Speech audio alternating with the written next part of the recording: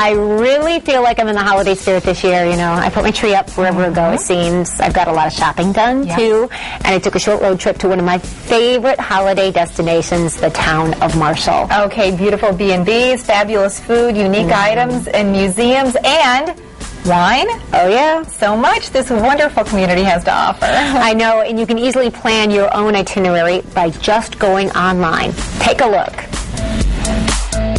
It's the holiday season, and one place I love to visit this time of year is the town of Marshall.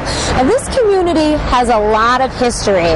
It's charming and actually was almost the capital of the state of Michigan. During my time here last year, I got the chance to experience some of Marshall's wonderful stores, learn about the festive events, and had some fantastic food at a couple of Marshall's unique restaurants. This year we want to tell you about a great feature on MarshallMI.org, which enables you to build your own itinerary to tailor your visit to this quaint town. And we wanted to show you some things that you'll be able to experience, so we created an itinerary that this couple is going to be following. Any trip to Marshall would not be complete without a stop at the Honolulu House, once home to the former ambassador to the Sandwich Islands and now a museum. But this couple's itinerary actually starts at the American Museum of Magic, a one-of-a-kind collection of all things magic. We're here with Jeff Taylor, the director of the American Museum of Magic. And what exactly would we see here, Jeff? You're going to see everything related to the history of magic. We have materials dating back about 400 years all the way up to the present. So anything that surrounds the history of magic you're going to see here. Some really cool things like, whose suits are these? These suits belong to Penn and Teller, probably two of the most famous magicians working today.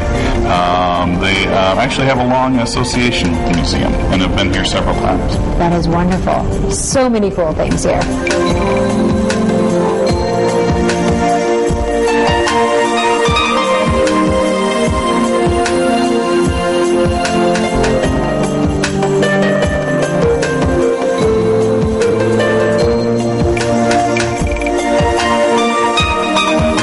Another great stop downtown, Warner Wines, a fun place to sample some wonderful varieties of Michigan wines.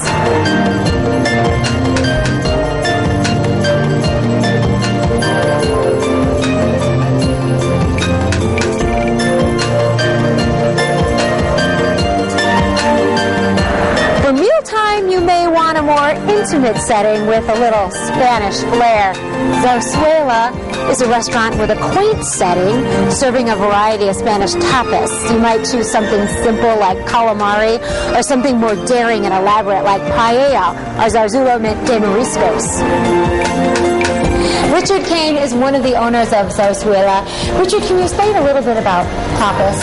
Tapas are a little dish. They're about, usually 4 or 5 bites. And the idea behind it is that you order 3 or 4 when you come into the restaurant, and you share with the group you're with. And we try and encourage a sharing. A group of people come in and share an eating environment and have a good time and just get together and have a wonderful dining experience, and share with, the wines of Spain and the food of Spain. So sounds that's what we're doing. Delicious.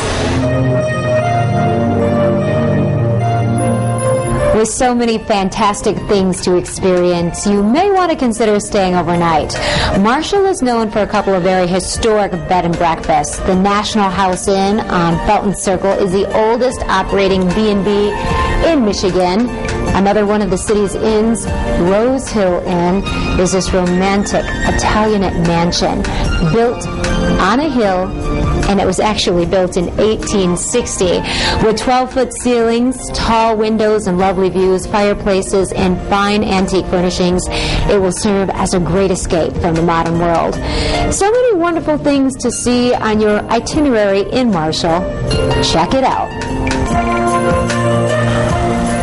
Oh, just lovely. Beautiful. Wasn't that? And you know, the perfect thing is now there is actually snow on the ground in Marshall, and over the weekend we're going to get more snow, so a great destination to visit. Yeah, the really nice thing is they have that website, marshallmi.org. You can go, you don't even have to leave your house.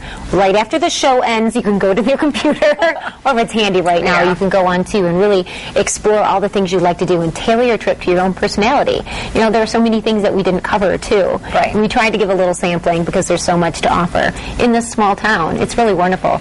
No problem parking, no problem doing anything. The people there are happy and they want to see you there for the holidays. Okay, so let's talk about the Magician Museum. Oh my goodness. What a They wonderful told me place. that famous magicians from around the world, like David Copperfield's been there several times, they come and do research there.